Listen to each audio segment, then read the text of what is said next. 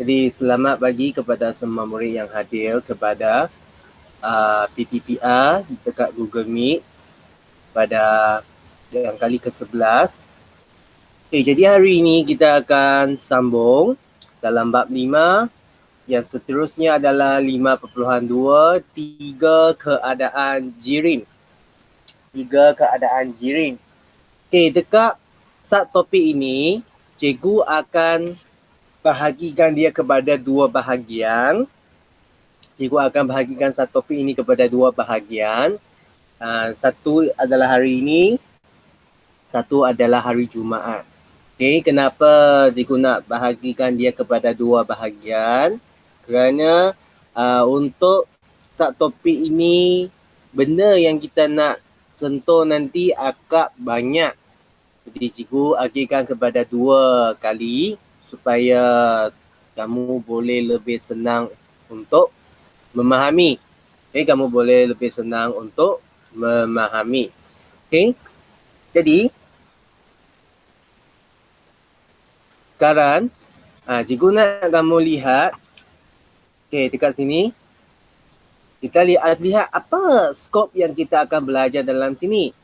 Pertama adalah mengelakkan bahawa jirim terdiri daripada zarah.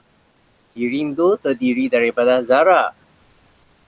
Kedua, membandingkan dan membezakan ketiga keadaan jirim berdasarkan teori kinetik dari segi susunan dan pergerakan zarah. Lepas tu ketiga, menggunakan perhubungan antara ruang dengan masa yang bagi membezakan kadar resapan bagi tiga keadaan jirim, iaitu berpejar, cecair dan gas. Jadi tiga ini adalah apa yang kita akan belajar pada pagi ini. Lepas tu yang keempat, memerihalkan perubahan keadaan jirim dari segi pergerakan zarah akibat daripada penyerapan dan pembebasan haba. Kalau kita lihat dari sini, mulalah dia kata tentang haba lah. Ke 5, merumuskan bahawa suhu kekal semasa proses peleburan, pembekuan dan pendidihan. Keenam, merumuskan bahawa jisim kekal tidak berubah semasa perubahan fizik. Terakhir, menjelaskan perubahan keadaan jirim dalam kehidupan harian dengan mengemukakan contoh. Jadi kita lihat. Jirim terdiri daripada zarah-zarah yang seni. Seni ini bermaksudnya dia sangat-sangat kecil. Sehingga matanya kita tidak dapat bezakan dia. Zarah-zarah ini amat kecil sehingga kan tidak dapat dilihat dengan pandangan mata kasar mahupun menerusi mikroskop cahaya. Zarah-zarah tersebut hanya boleh dilihat menerusi mikroskop elektron. Jadi ini adalah apa yang berbezaan dekat sini, apa yang kita boleh nampak yang dekat sini. Zarah ini adalah sangat-sangat kecil. Belum lagi sampai kita katakan atom lagi. Ini hanya zarah saja. Dia adalah amat kecil. Lepas tu kita lihat, ini adalah satu aktiviti dia lah. Tujuannya adalah untuk membuktikan bahawa jirim terdiri daripada zarah-zarah seni yang diskrit. Jadi kalau kita di sini kita tengok prosedurnya, dia kacaukan habo kuprum sulfat di dalam sebuah bikar berisi air. Tambahkan 50 ml air ke dalam bikar. Perhatikan perubahan warna larutan. Kamu boleh nampak warnanya sama seperti benar kamu banjurkan teh. Teh itu apabila kamu masukkan air panas kan, kamu nampak warna teh itu dia keluar kan. Hampirlah sama dengan keadaan yang ini. Soalan, apakah yang dapat diperhatikan apabila lebih banyak air tambah. Jadi apabila lebih banyak air ditambah itu, kamu akan nampak dia akan bercampur dengan lebih cepat.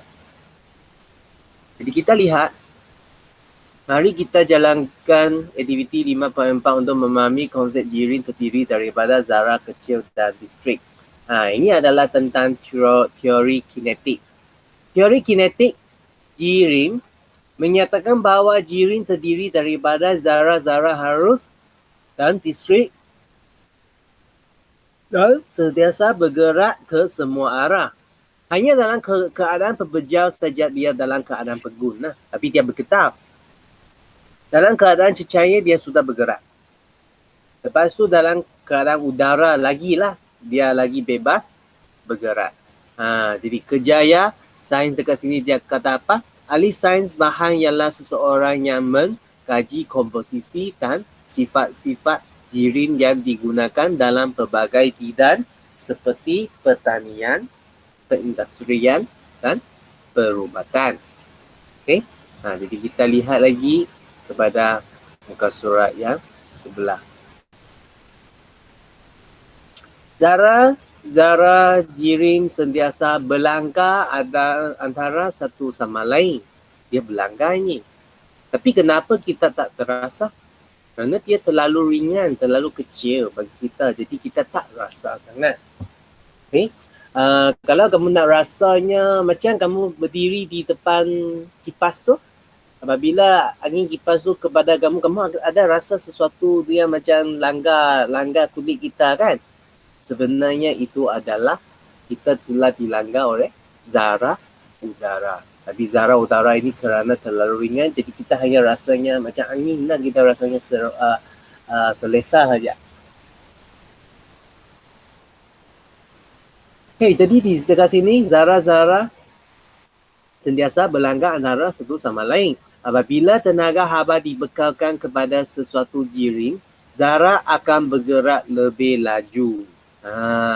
Apabila dia panaskan, jadi zarah ini dia akan bergerak dengan lebih laju. Sebaliknya, zarah bergerak lebih perlahan apabila dia disejukkan. Apabila dia disejukkan, dia akan bergerak dengan lebih perlahan. Jirim wujud dalam tiga keadaan yang berlainan, iaitu pembejal, cecair dan gas.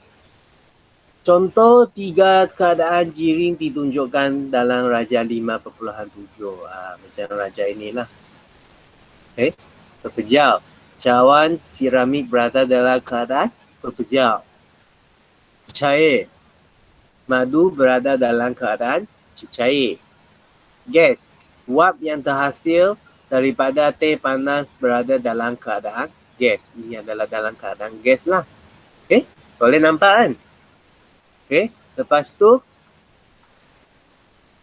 air merupakan satu-satunya bahan di muka bumi ini wujud secara semula jadi dalam tiga keadaan.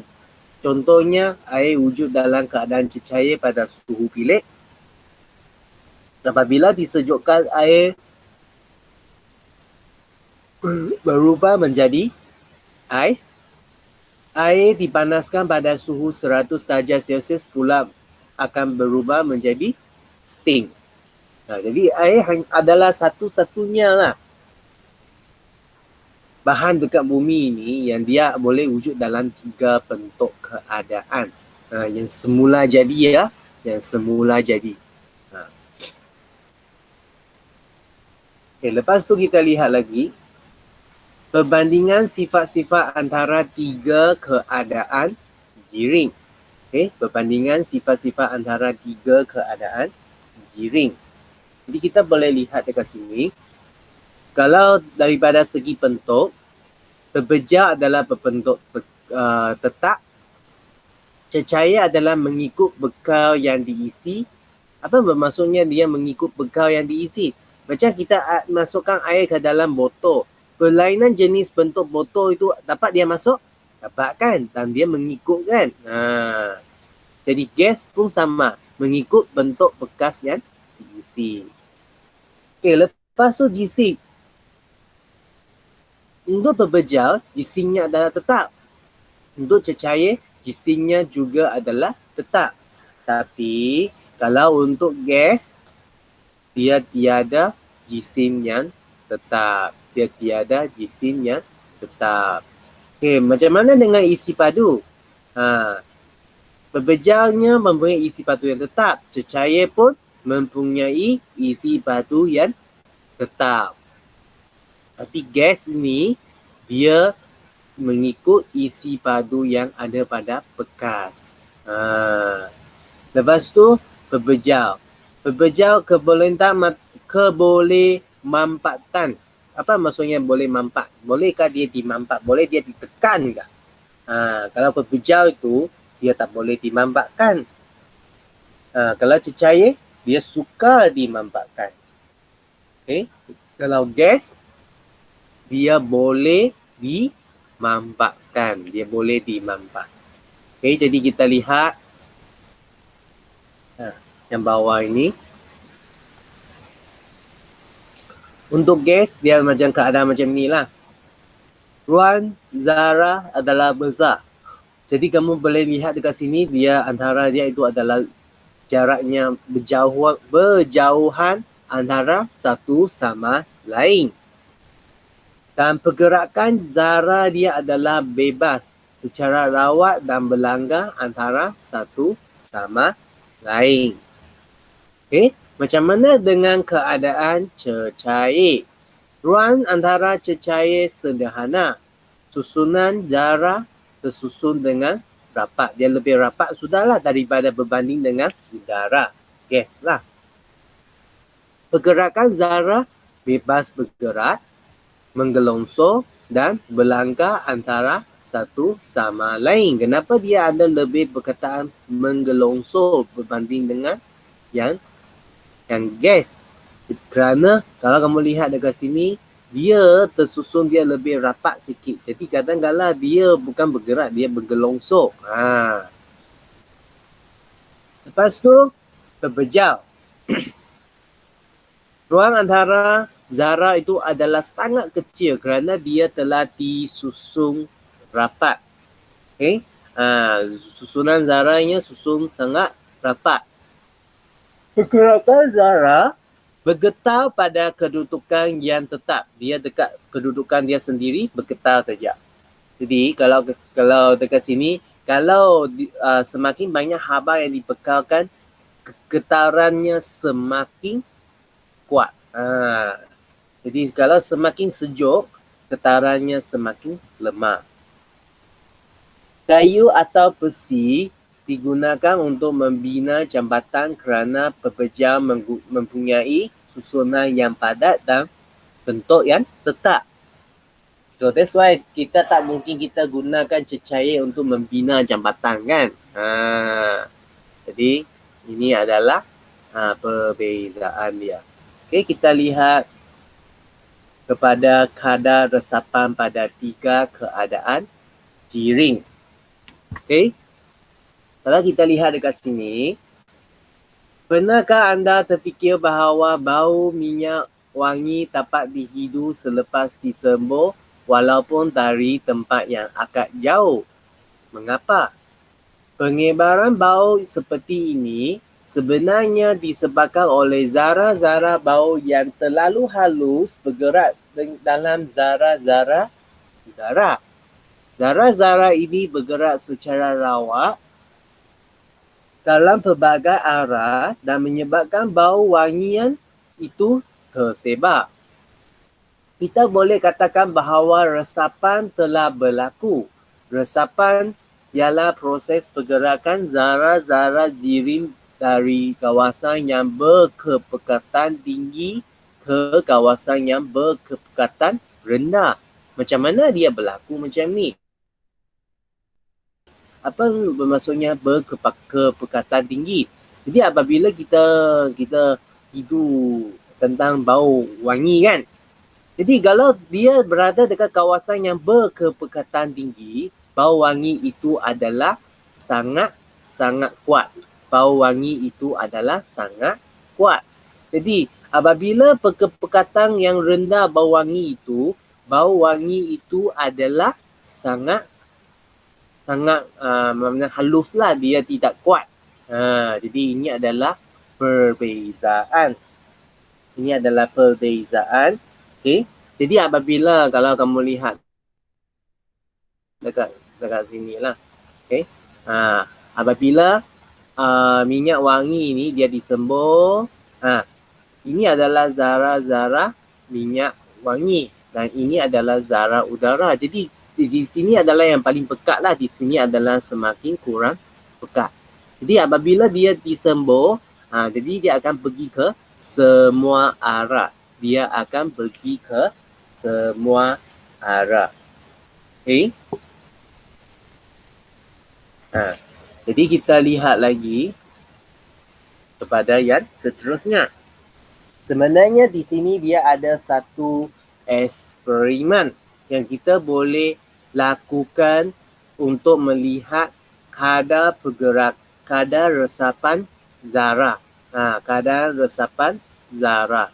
Jadi yang pertamanya adalah tentang pepejal lah. Dalam sini dia guna agar-agar untuk mewakili pepejal.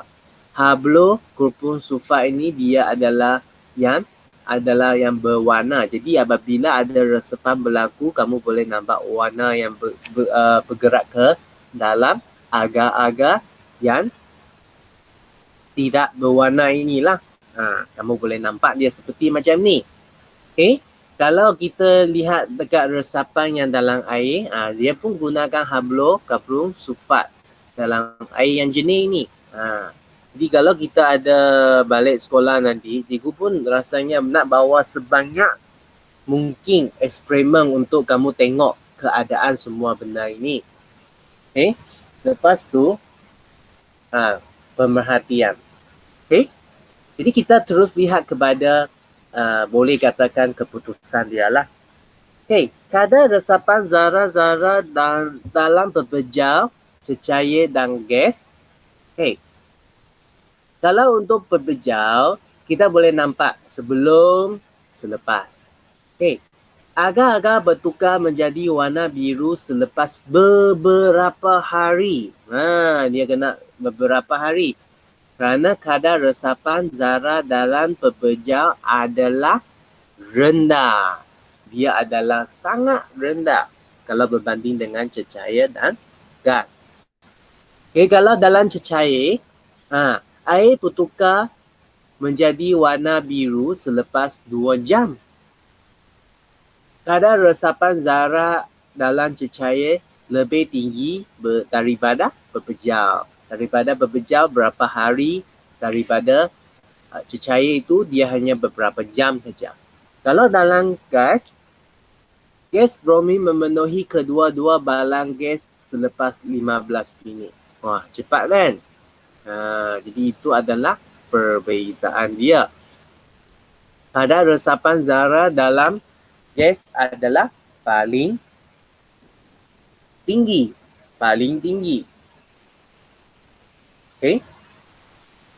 Jadi kita ini adalah bahagian yang kita akan sampai untuk hari ini. Jadi cikgu nak kamu keluarkan buku kerja anda. Buka buku kerja anda kepada muka surat 71. Okay. 71. Okay. Okay, jadi cikgu dekat sini cikgu akan sepintas lalu bersama dengan anda lah. Okay, jadi ini eksperimen inquiry. Cikgu juga bimbing kamu untuk tengok semua ini. Okay, jadi sebenarnya kita tengok apa tujuannya. Menunjukkan bahawa jiring terdiri daripada zarah-zarah seni yang distrik. Okay, apakah bahan dan radas? Air, hablocarbon sulfat dan bika. Okay, apakah prosedur dia? Kaca beberapa ketul hablocarbon sulfat di dalam sesuatu bika yang berisi air dan catatkan pemerhatian.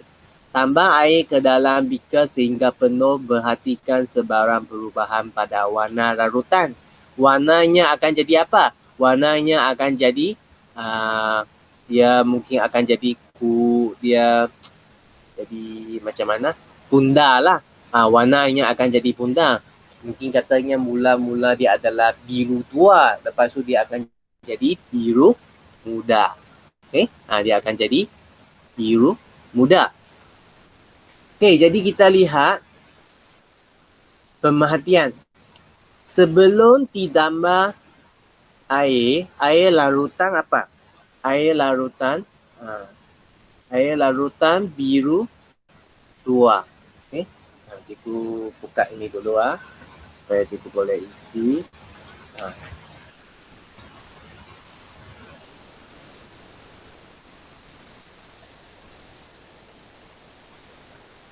Air larutan biru tua. Terbentuk.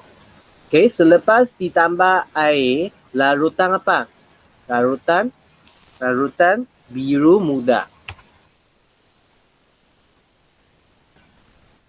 Okay, biru muda kelihatan. Okay, jadi apakah yang membentuk jirin? Apakah yang membentuk jirin? Zara seni. Kenapa kita katakan zara seni? Kerana dia sangat kecil. Yang apa? Yang distrik. Okay? Yang distrik. Okay? Okay. Lepas tu, kita lihat yang bawah ni. Jelaskan pemerhatian anda berdasarkan teori kinetik jirin selepas air ditambah ke dalam larutan sulfat 2, kupron 2 sulfat. Okay. Zara apa? Zara seni. Dan apa? Distrik. Sama seperti jawapan yang atas tadi. Okay, lepas tu kupron 2 sulfat akan apa? Bergerak. Bergerak secara rawat pada semua arah dan lebih apa?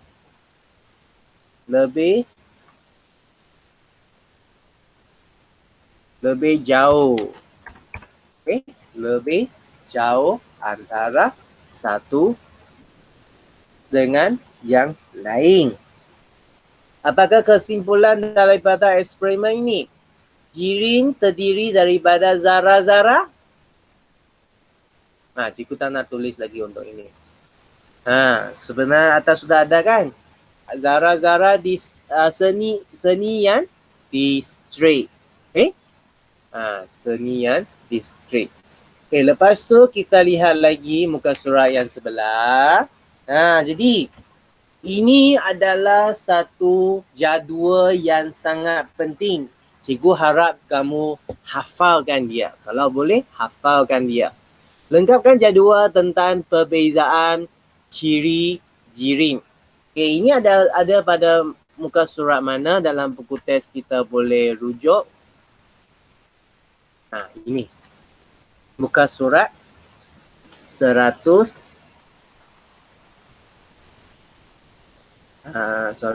Muka surat 147 dalam buku teks. Okay, jadi kamu buka kepada muka surat 147 dalam buku teks dan kita sama-sama menjawab soalan dekat sini. Okay. Kalau kita lihat pertama susunan zara. Susunan zara bagi pepejal adalah macam mana? Adalah sangat rapat. Dia adalah sangat rapat dan tersusun secara teratur.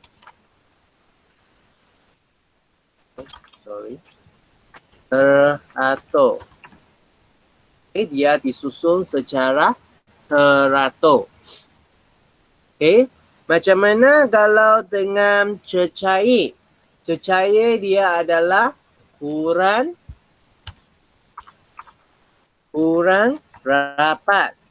Kurang rapat. Dan susunan adalah secara apa? Tidak teratur.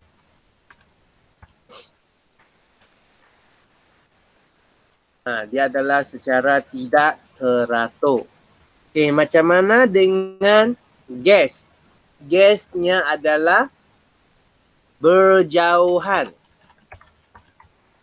Okay, gasnya adalah berjauhan.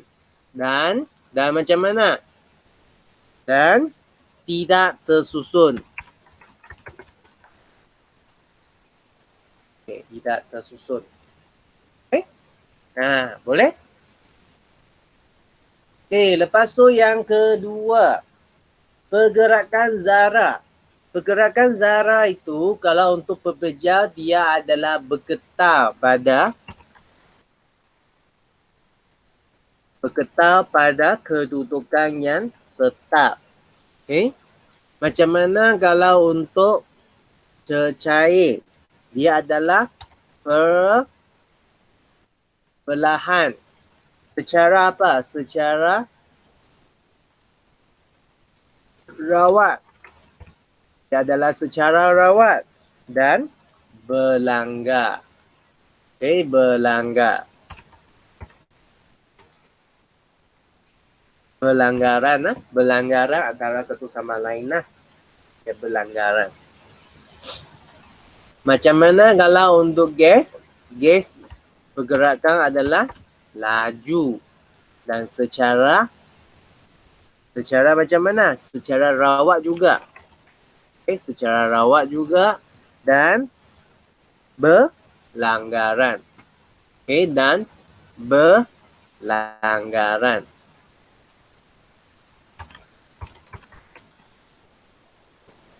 Okay, buku kerja sekarang yang cikgu bincang adalah muka surat 72 bagi yang baru masuk. Okay, kalau nanti selepas habis kelas, kamu boleh rujuk kepada YouTube yang cikgu bagi kamu untuk yang depan yang kamu tak sempat tadi. Okay. Okay, jadi kalau kamu boleh lihat dekat sini, pergerakan zarah bagi cecair dengan gas adalah hampir sama. Hanya untuk cecair dia adalah perlahan. Untuk gas dia adalah laju. Untuk gas dia adalah laju. Macam mana ruang antara zarah? Ruang antara zarah bagi pebeja adalah sangat kecil. Okay? Adalah sangat kecil. Tapi untuk cecair dia juga adalah kecil. Dia juga adalah kecil. Tapi dia masih ada luang lagi lah. Dia adalah kecil. Tapi kalau kita lihat untuk gas, dia adalah besar. Okay, dia adalah besar. Okay. Yang ini, adakah dia dalam buku teks kamu? Ada. Kamu lihat dalam muka surat 47 kan, 140 zarah. Dia adalah besar.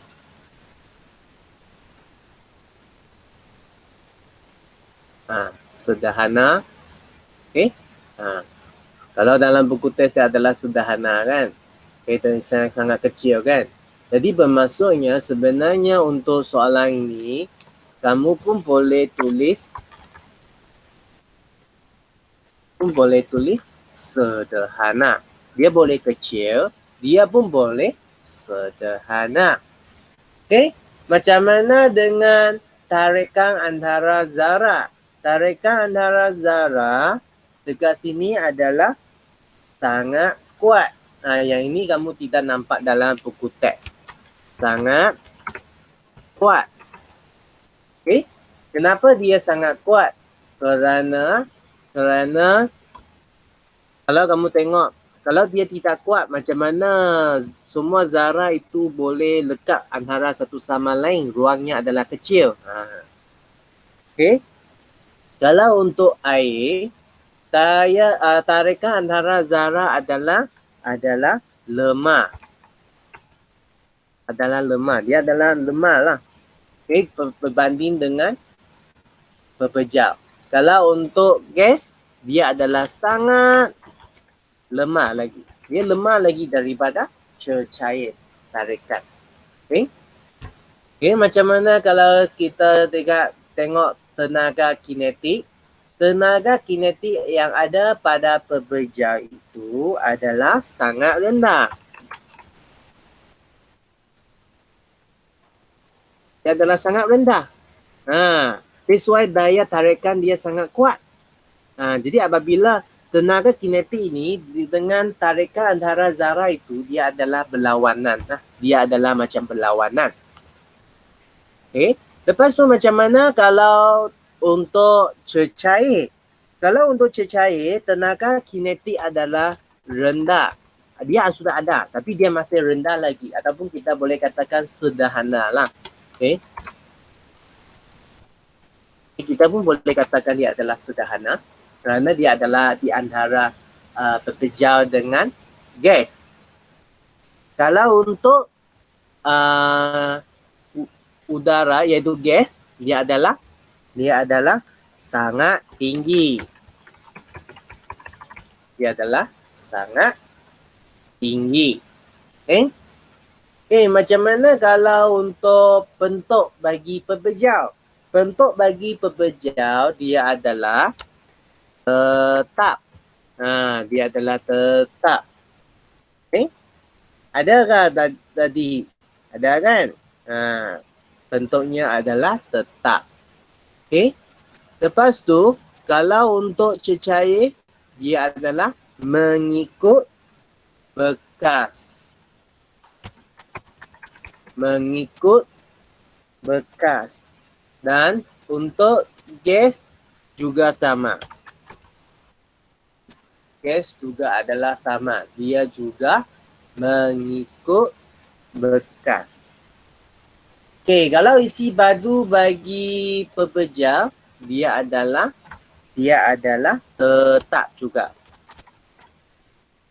Dan kalau untuk cecair, dia juga adalah tetap. Dia juga adalah tetap. Lepas tu untuk gas, dia adalah tidak tetap.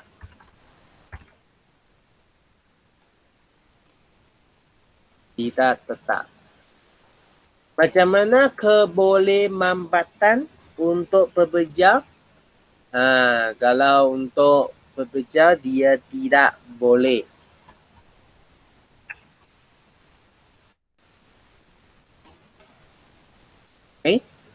Kalau untuk cecair, dapat? Dapat, tapi suka. Dia boleh, tapi dia suka. Macam mana kalau udara? Dia boleh. Udara boleh dimampak. Jadi ini adalah apa yang latihan kita hari ini.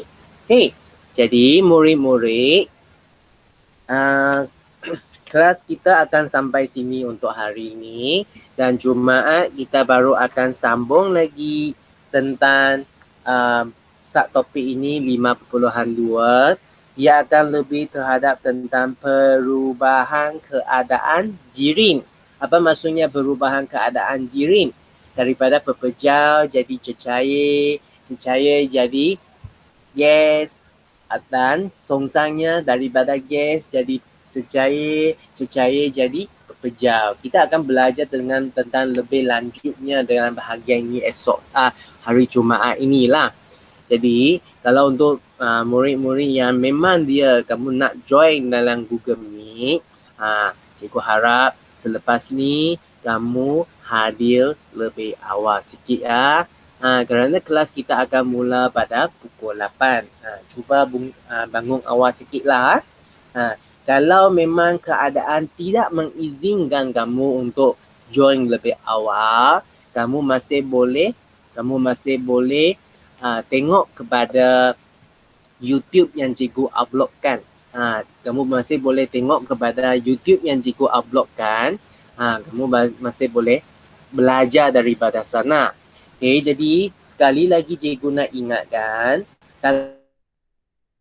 dalam topik ini, dalam subtopik ini, apa yang kita belajar hari ini, jadual ini adalah sangat penting. Jadual ini adalah sangat penting. Jadi that's why cikgu harap kamu selepas kamu siapkan latihan ini, kamu perlu baca semula. Kamu perlu baca semula. Kamu perlu ingat semula tentang ke-8 ciri-ciri ini bagi ketiga-tiga keadaan jiring, iaitu pembejau, cecair dan gas. Okay, jadi kita akan sampai sini hari ini. Kamu jangan tinggalkan dulu kerana cikgu nak lihat ada nama baru hari ini kah? Okay, kalau tidak nanti cikgu susah, cikgu nak stress kamu nanti. Okay, nampaknya semuanya cikgu kenal. Okay, jadi kita sampai sini saja untuk hari ini dan sila siapkan kerja anda dan ambil gambar, hantar. Bagi sesiapa yang belum hantar kerja sebelum ni, sila hantar secepat mungkin juga. Jadi kita sampai sini saja untuk hari ini. Okay, kalau ada apa-apa yang tak faham tu, kamu boleh WhatsApp ataupun Telegram cikgu untuk tanya. Jadi kita sampai sini saja. Terima kasih kehadiran anda. Bye-bye.